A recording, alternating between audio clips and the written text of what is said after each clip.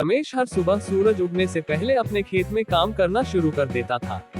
एक दिन खेत जोतते समय उसे जमीन में कुछ कठोर वस्तु महसूस हुई।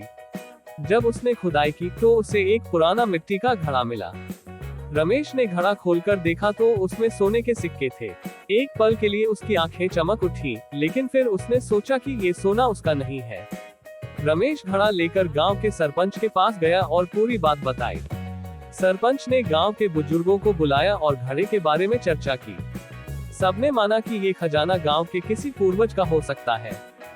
गांव वालों ने रमेश की ईमानदारी की तारीफ की और उसे पुरस्कृत करने का निर्णय लिया। कुछ दिनों बाद रमेश की ईमानदारी की कहानी पास के शहर में भी फैल गई। वहां के एक बड़े व्यापारी ने उसकी ईमानदारी से प्रभावित होकर उसे अपनी कंपनी के लिए खेतों की देखरेख का काम दे दिया। रमेश ने उस काम को भी पूरी लगन और ईमानदारी से किया।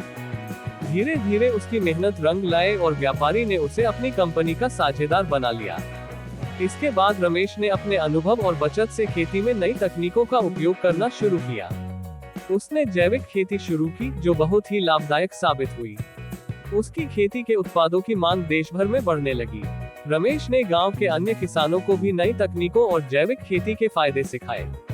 इससे पूरे गांव की आर्थिक स्थिति में सुधार हुआ। रमेश अब करोड़पति बन चुका था, लेकिन उसने अपनी ईमानदारी और सादगी को कभी नहीं छोड़ा। उसने अपने गांव में एक स्कूल और अस्पताल बनवाया, ताकि हर कोई शिक्षा और स्वास्थ्य सेवाओं का लाभ उठा सके। रमेश की कहानी यह साबित करती है कि ईमानदारी और मेहनत का फल हमेशा मीठा होता है। अगर इंसान सच्चाई और मेहनत का साथ न छोड़े, तो उसकी किस्मत भी बदल सकती है। रमेश आज भी अपने उसी छोटे से घर में रहता है, जहां से उसने अपनी यात्रा शुरू की थी।